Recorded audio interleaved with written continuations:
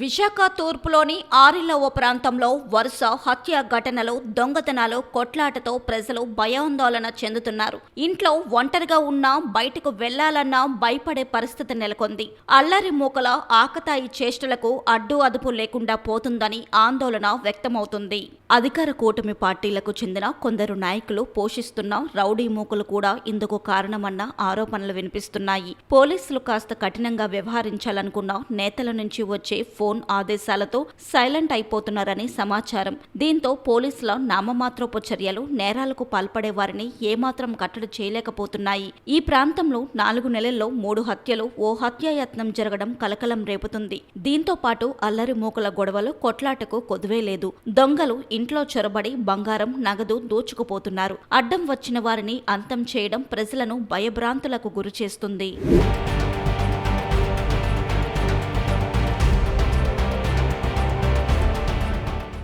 4 నెలల క్రితం దారపాలెంలోని ఒక ఇంట్లో దొంగలు ఒంటరిగా ఉన్న ఓ వృద్ధురాలిని బంధించి బంగారు ఆభరణాలు దోచుకుపోవడం, బాలాజీనగర్లో మద్యం దుకాణం వద్ద 2 యువకుల మధ్య జరిగిన కొట్లాటలో ఓ యువకుడు ప్రాణాలు కోల్పోవడం భయాందోళన కలిగించాయి. సుమారుగా 2 నెలల క్రితం దుర్గానగర్లో ఓ దొంగ మహిళను హత్య చేసి ఆమె మెడలో బంగారు ఆభరణాలు దోచుకుపోవడం తెలిసిందే. ఇటీవల ఆరిల్లోవాలో క్రికెట్ మ్యాచ్లో జరిగిన గొడవ కారణంగా డిగ్రీ విద్యార్థి హత్య స్థానికులను కలవరపెడుతున్నాయి. తరచూ ఏదో చోట జరుగుతున్న ఘటనలు పోలీసులకు సవాలుగా మారుతున్నాయి. ఆరిల్లవ పోలీస్ స్టేషన్ను స్వంత భవనంలోకి తరలించినప్పటి నుంచి ఇలాంటి ఘటనలు ఎక్కువగా జరుగుతున్నాయి స్థానికులు అంటున్నారు. నిత్యం పోలీస్ బీట్ నిర్వహించాలని కోరుతున్నారు.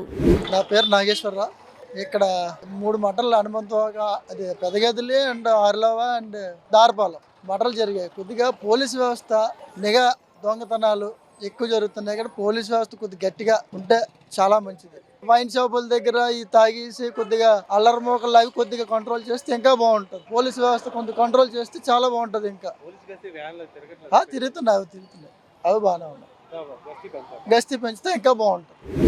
మద్యం, గంజాయి సేవించి గుంపులుగా తిరుగుతూ అల్లర్లకు పాల్పడే వారికి నాయకులు అండగా ఉంటున్నారని స్థానిక ప్రజలు వాపోతున్నారు. అల్లర్లకు పాల్పడే వారిని పోలీసులు అదుపులోకి తీసుకుంటే కొందరు రాజకీయ నాయకులు వారి తరపున వత్తాసు పలుకుతున్నారని విమర్శలు ఉన్నాయి. నిందితులను వదిలేయాల్సిందిగా ఒత్తిడి తెస్తున్నారు. అయినా పోలీసులు వినకపోతే తూర్పు ఎమ్మెల్యే, మంత్రులతో ఫోన్లు చేయిస్తున్నారని ఆరోపణలు వెల్లువెత్తుతున్నాయి. దీంతో పోలీసులు ఎలాంటి కేసులు, చర్యలు తీసుకోలేకపోవడం తీవ్ర దుమారం రేపుతుంది.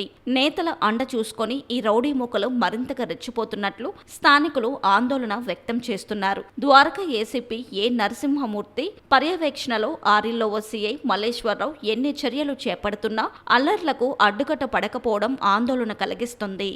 ఇప్పుడు నైట్ టైం కూడా కొంచెం రౌడీ బ్యాచ్లు తిరగడము, జోబీలు కొట్టడము జరుగుతున్నాయి. కొంచెం పోలీస్ వ్యవస్థకి ఏంటంటే మనకి అంతే 1 గంట 12 అదే టైంలో ఒకసారి ఇక్కడ వచ్చి రౌండ్ వేసి ఉన్నట్లు అంటే అలజడిలా ఉన్నదంటే కొంచెం ఈ వ్యవస్థ మనకు కొంచెం కంట్రోల్ చేస్తే భయపడతారని మేము పోలీసు వారికి సహకరించవలసిందిగా కోరుచున్నాము. ప్రజలకు కూడా ఉపకారం జరుగుతుంది లేడీస్ కనుక. ఎందుకంటే ఇక్కడ హాస్పిటల్స్ ఉన్నాయి.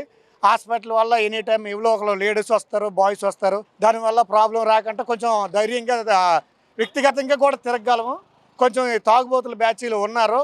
మొన్న నా జోబులో కూడా 1300 రూపాయలు నాకు ఎవరో లేరు. నేను అక్కడ పడుకుంటే 1300 రూపాయలు కూడా దాస్తారు, ఒక సెల్ దాస్తారు. అలాంటిది పోలీసు వారిని ఏంటంటే కొంచెం ఆ టైంన వచ్చి ఆ సైలెన్సర్ వేస్తే కొంచెం వ్యవస్థ మనకి కొంచెం సాయపడుతుంది అనేసి గౌరవంగా పోలీసు వ్యవస్థకి మన కమిషనర్ గారికి ఎందుకంటే విజ్ఞప్తి చేయాల్సిన పరిస్థితులు ఉన్నాయి.